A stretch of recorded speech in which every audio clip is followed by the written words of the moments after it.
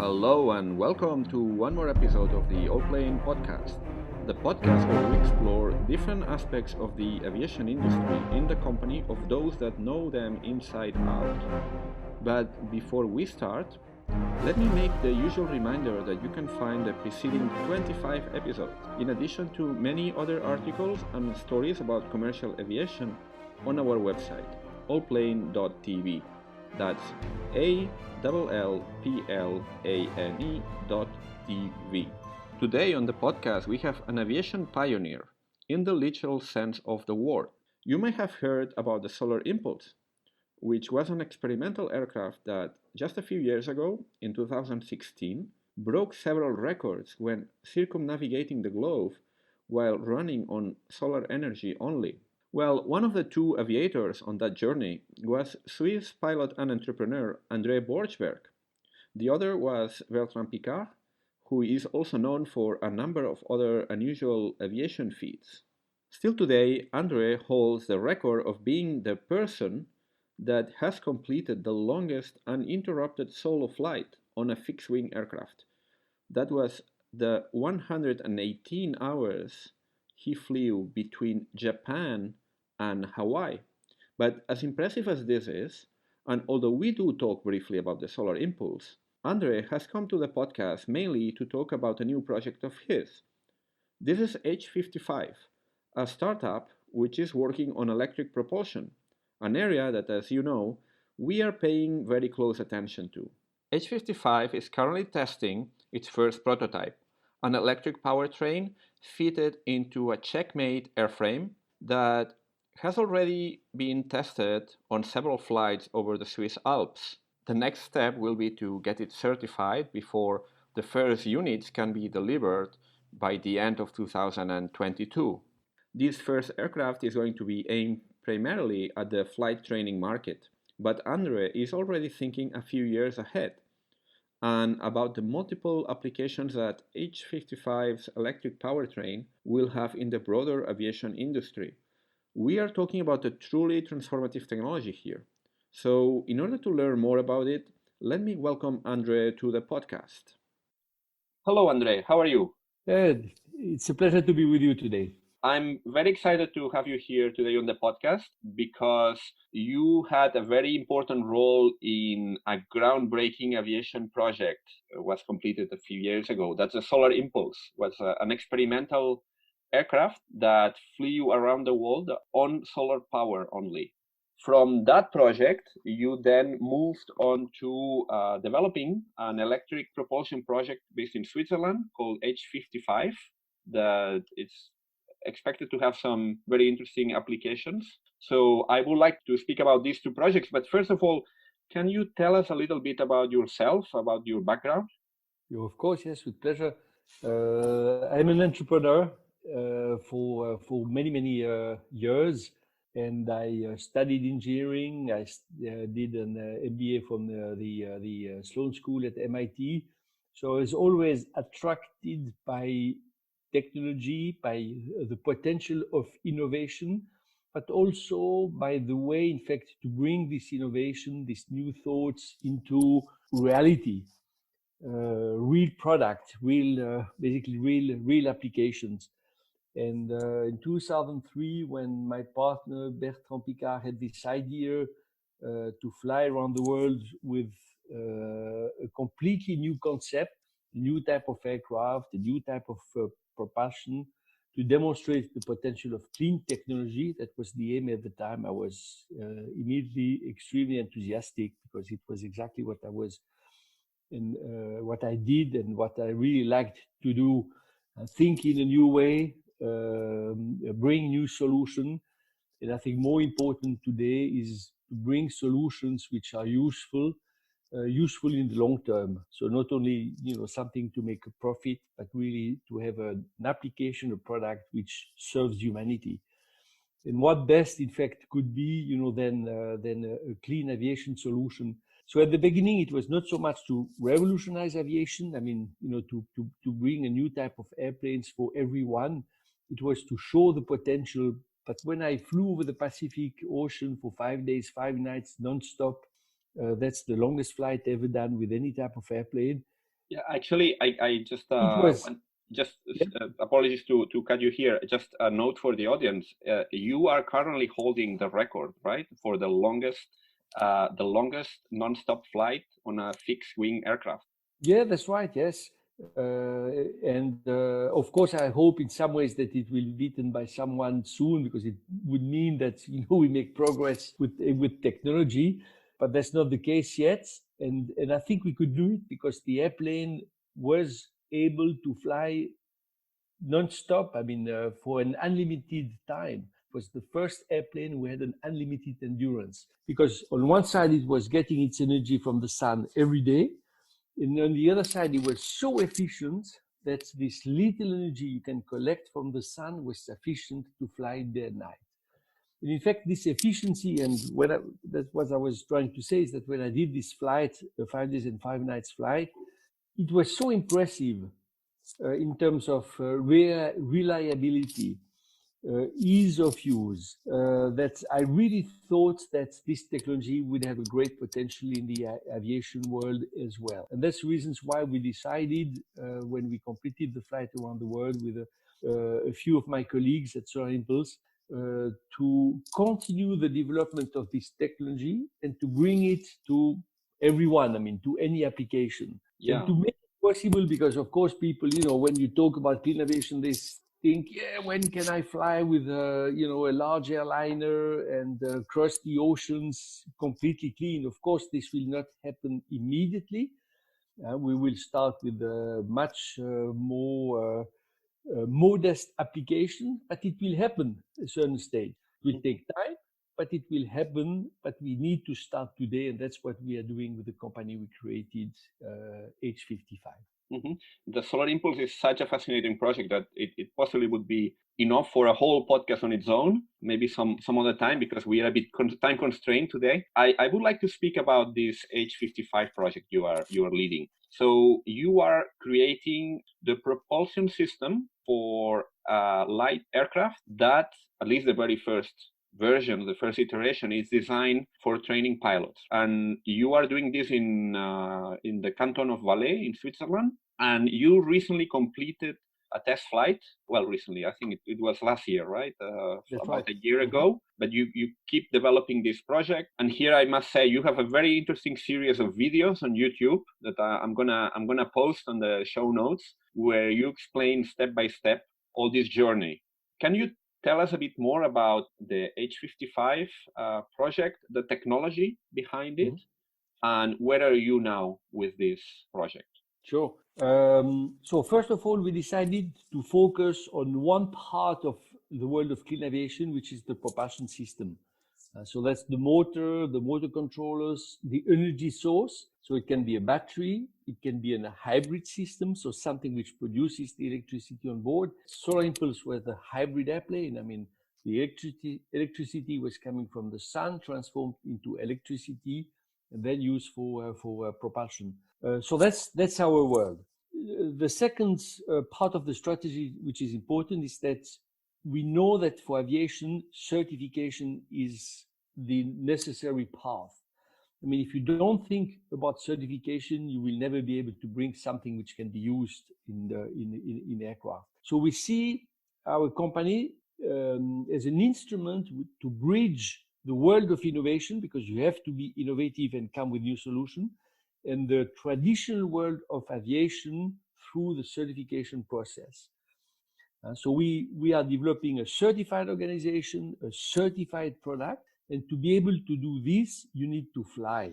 And if you want to fly quick, the best way is to start with existing airplane, with an existing platforms. And the best application we found to start with is the flight trainer, because that's an aircraft which flies more or less an hour, doing circuits all day long to train pilots, to make them learn how to take off and land. Makes a lot of noise. It's of course not clean for the environment. There are a lot of now pressure from local people to forbid all these flights or to limit these flights. So there is a very strong motivation for this new product. So we said, okay, let's start with this. In parallel, we developed hybrid systems for larger aircraft, and our vision, in fact, is to be able to bring this electric propulsion to, in the first step, small commuters. So airplanes which will and do in fact the transport of people between cities. So it's not yet intercontinental. It will happen much later. But these aircraft and will be aircraft with the seats between 20 and 50. I think we'll see a bit of change of the way we transport people, because we'll be able to use airports very close to the cities, as this airplane will be much quieter and of course cleaner with compared to existing technologies. So more welcome in this kind of environment, opening up a new potential, in fact, new way to transport people. So step by step, we like to build up experience, starting with simple application like the flight trainer, going to more complex application for IFR flights, for example, can be a twin engine on the same propeller, towards larger platforms to serve this future commuting aircraft market.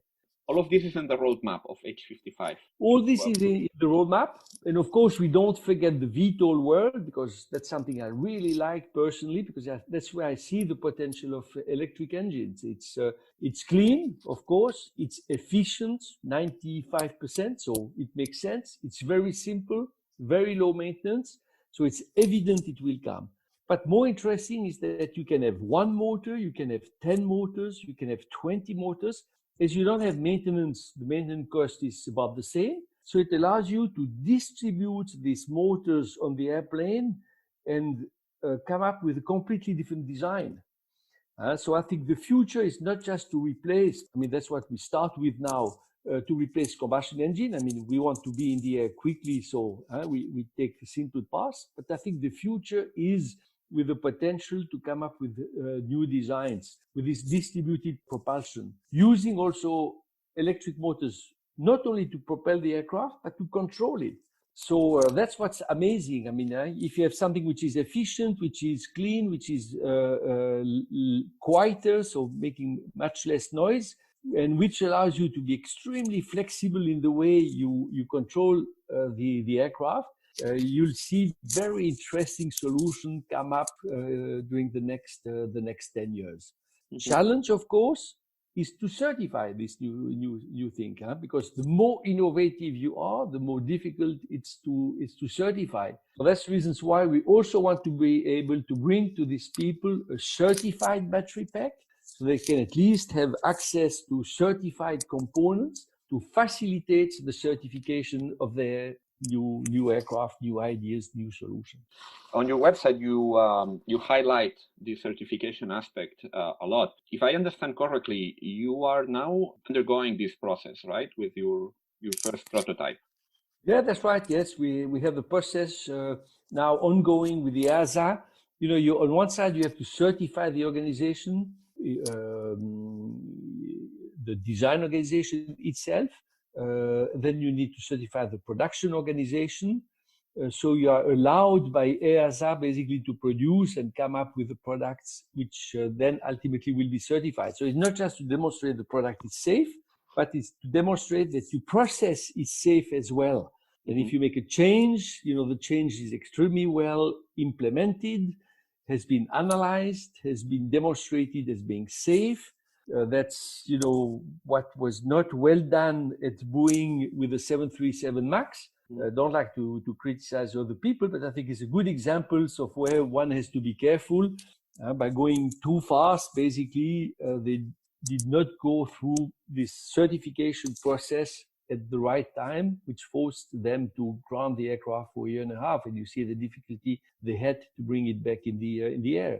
So that's what we go through now. And in parallel also, we certify our first electric propulsion system for flight trains.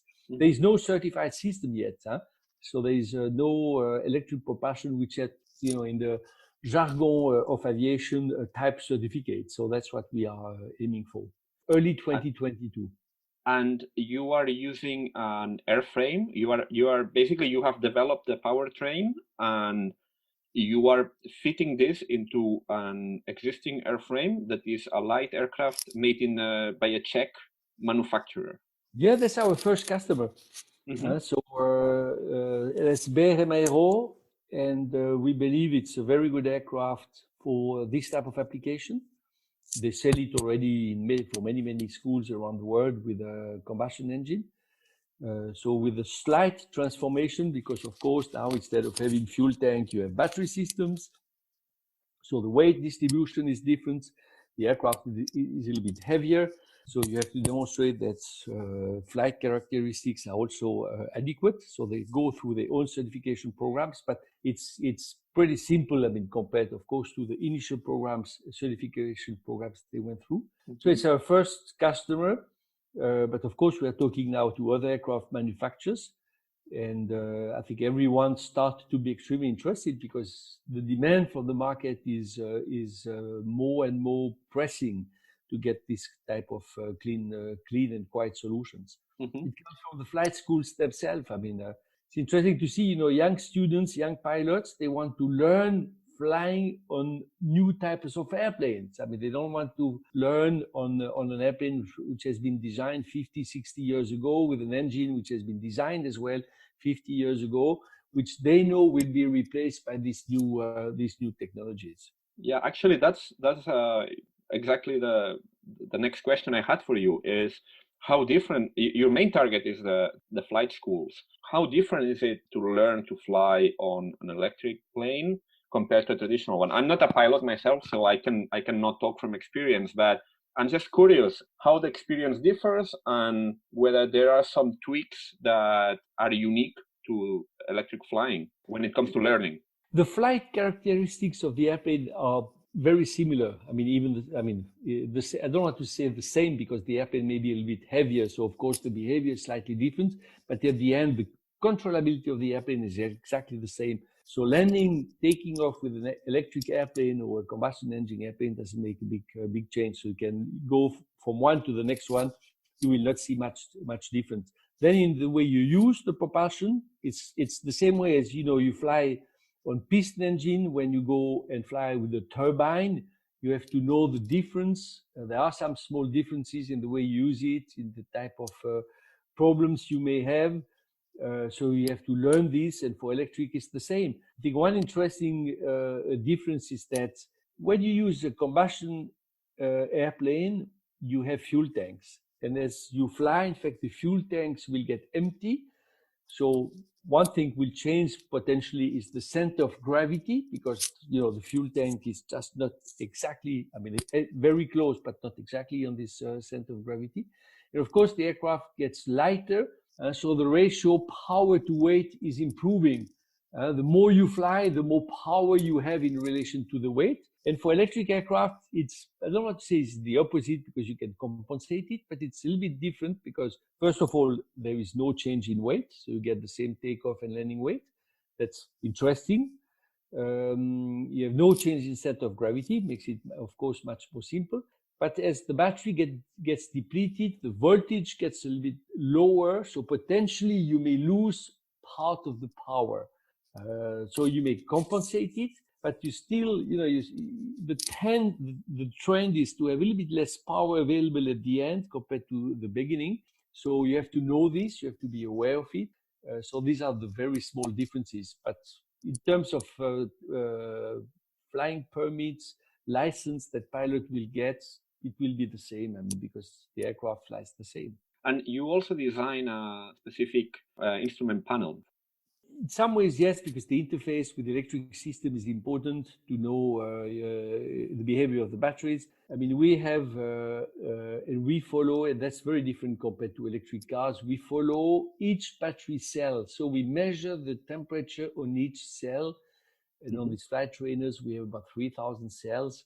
So we have measurements done 3,000 times on a battery pack of a car. I think they have 5 or 6 different temperature measurements at different locations, but it doesn't go so far. So this information is available.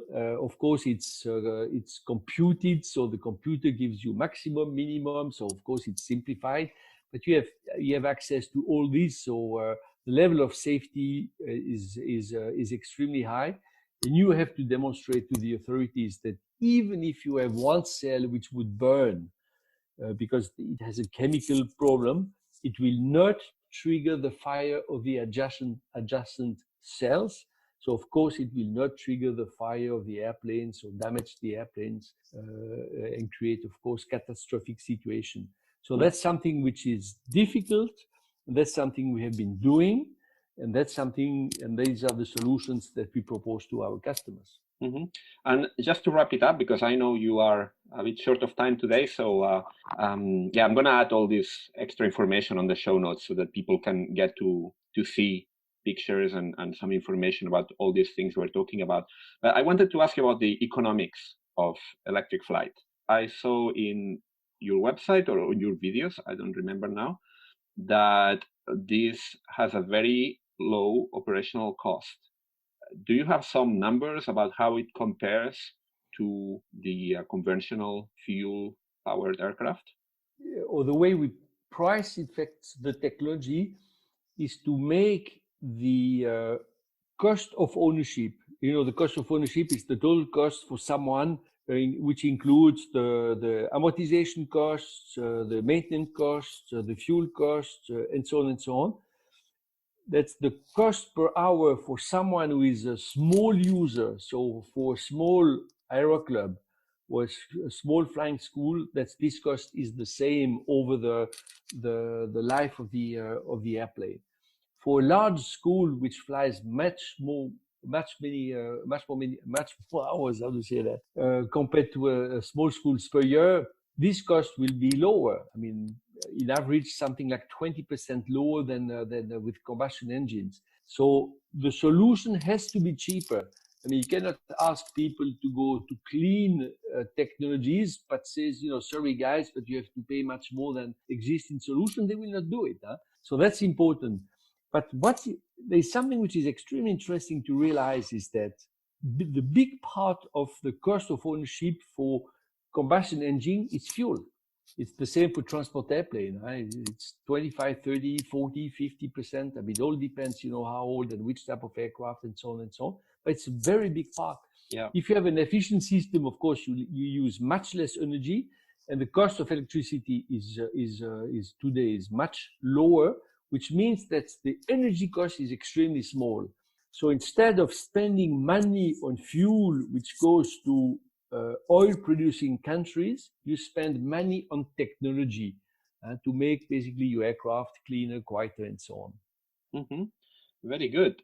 So you are privately funded, and what are the next milestones? Is it releasing? You expect the aircraft to be fully certified next year and to be on the market already by 2022. Is that correct? Our system and the aircraft will be certified in 2022, and we'll start doing the first deliveries this year as well. So our goal is to see this airplane flying. I mean the BRM electric, and we call it the Energic. Our goal is to see them in the first flight schools in 2022, in the second semester of 2022. Yes. Mm-hmm. And after that, any specific time frames for product extensions, or as you mentioned earlier?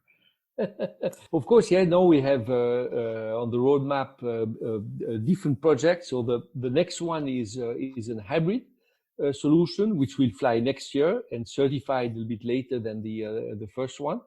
It's going to use still fossil energy because I believe in step-by-step development. So to go immediately with hydrogen, which is new, with electric propulsion, which is new, and so on, it's too big a step.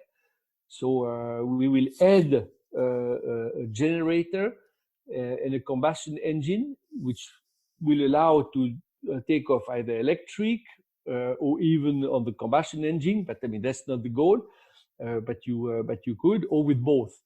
But the goal would be to take off electric, to have a quiet flight around the airport, and to use the combustion engine only at cruise to give, of course, the energy, in fact, to do the cruise flight. So at the range level, Yes, and if you design it well, you can have something which is more efficient with existing combustion solutions. So that's the goal, and of course to have an interesting endurance.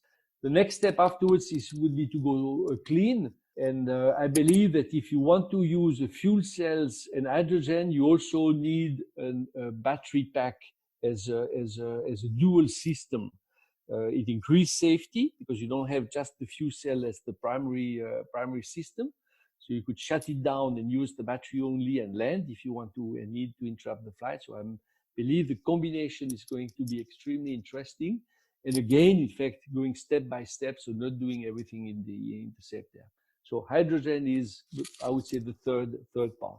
But you can have, if you have a hybrid system, you can have two electric motors on the same axis, so you can have a system which is extremely reliable.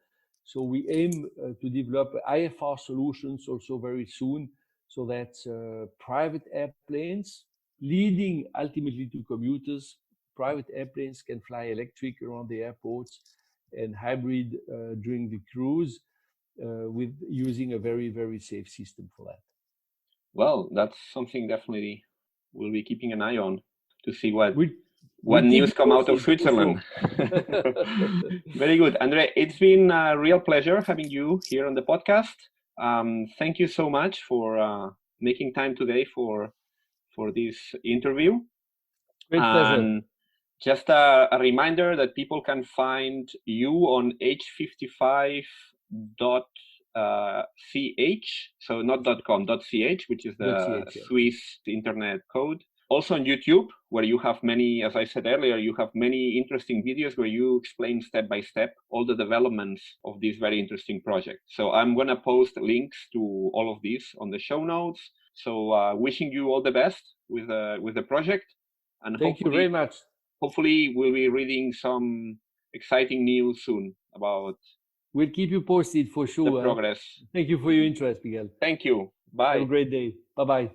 And one more thing before you go. Remember, you can subscribe to the Allplane Podcast on Apple Podcasts, on Spotify, on Google Podcasts, Stitcher, and many other platforms. If you like this podcast, please do not hesitate to give it a good rating or to recommend it to a friend. See you soon.